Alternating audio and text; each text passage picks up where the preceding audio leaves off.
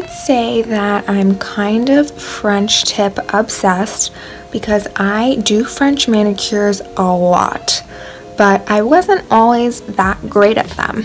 This is a French tip manicure from around 2 years ago compared to my most recent French tip manicure, and you can see the improvement.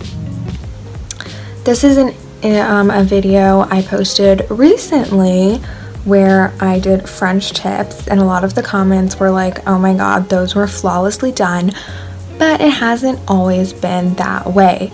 It takes a lot of practice, and I was never this good at French tips before. So I'm going to show you how I became good at French. I would do one diagonal line one way, and then I would do another diagonal line the opposite way.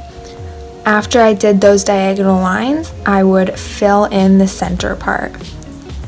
Now, these look kind of wonky because I wasn't spending a lot of time on them, but you can be more careful and do them better.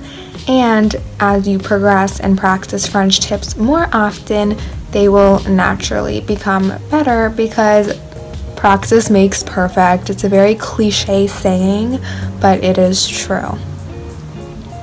And yeah, this is how I figured out how to do French tips properly, and this is the one thing that has helped me become good at them. Anyways, thank you so much for watching, and see you soon.